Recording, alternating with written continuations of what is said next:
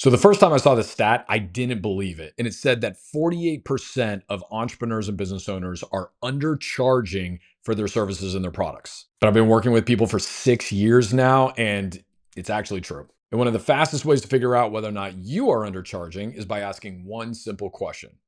Have I raised my prices this year? Well, if the answer to that is no, then you are definitely leaving money on the table. So let's start talking about why raising your prices is the fastest way to get new profits, why you have no excuses not to do it, and how you can even raise them by double digits without pissing off your clients. So here's the thing. Inflation is going to happen every single year, and we have had years to where it's gone up as much as 8%, but normally we average around 3. So if you haven't raised your prices in the past 12 months, you're definitely losing out on at least 3% of potential profits. And if you haven't raised them in the past 3 years, you could be losing out on up to 20%. And it's not like the consumer doesn't expect this. Over 50% of consumers in 2023 told CNBC that they were expecting to pay more in the coming years. So people understand that this is going to continue to happen. So why aren't you raising your prices? So when I talk to business owners, it normally comes down to one of three things. The first one's the most obvious. People are scared to charge more because they're like, my clients will leave me if I do.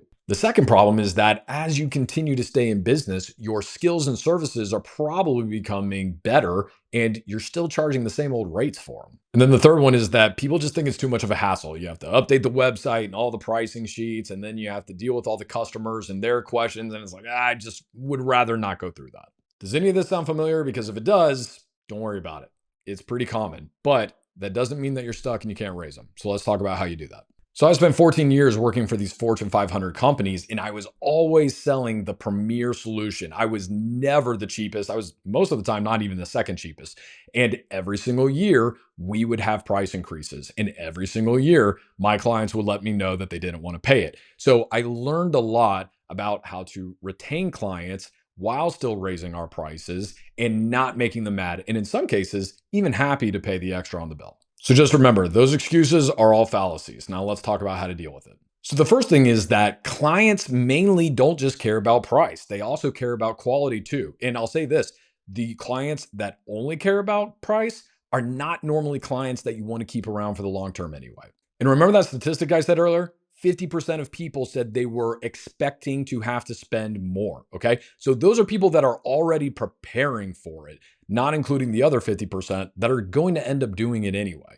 The reality is, a small rate hike is not going to scare off the right people. So the second reason you should raise your prices is as you continue to be in business longer, your skills and expertise have probably grown, or you've probably improved your product. So raising your prices isn't greed, it's just about fairness. If you are delivering more value now than you were a year ago, then your prices should absolutely reflect that. Fortune 500 companies raise their prices literally every year. A lot of times when I was writing contracts, we would literally bake in price hikes into the contract so the client knew what it was going to be. And sometimes we would just negotiate how much it was going to go up every single year. So people aren't stupid. They're used to this. And by the way, if really big companies are raising their prices and making record profits, don't you think you should too? And the third big excuse is just, oh, it's such a hassle. I got to update all my offer pages and my website and then the marketing materials. And then I got to let people know and the complaints and you got to get over it. Okay. It's the price of doing business. And honestly, it just sucks that you would continue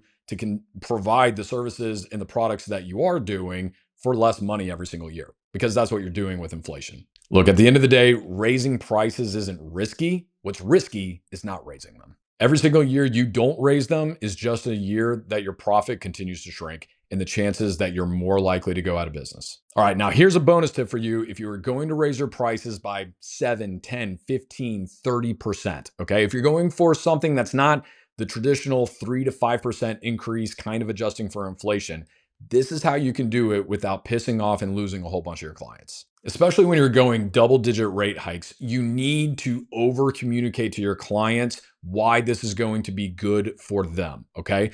Everything needs to be about why the product is being improved, what more they're going to be getting with their services because of it. And it needs to justify it to some degree. All right. At that point, they're going to be looking for more of what they're getting out of it. A great example of what not to do was YouTube TV just recently. They came out with another price hike. I think it was like their fourth one in 3 years or something like that. And they had been raising the prices and adding no features or functionality. And the thing that was special about this rate hike is that they also lost the contract with CBS right before March Madness, in the biggest sporting event of the year in college basketball was about to happen. So not only did they raise their prices, but then they actually had to send an email communicating that the number one sporting event that people want to watch in March is no longer going to be available to them. And they saw tons of people canceling left and right. And then they finally worked out the contract and then overpaid CBS to make sure they didn't lose that. They still lost business in the short term, but they had to go through and fix that entire PR nightmare. So that's a great example of what not to do. Again, if you're going to do a double-digit rate increase or something that's above whatever inflation's doing, make it about your client. Tell them why you're doing this to make the experience better for them, and then they'll be okay with it. So here's your challenge. Check your rates today, and then question, when was the last time that you really raised your prices, at least by 3 to 5%? And if the answer isn't in the past 12 months, then it's time to update them.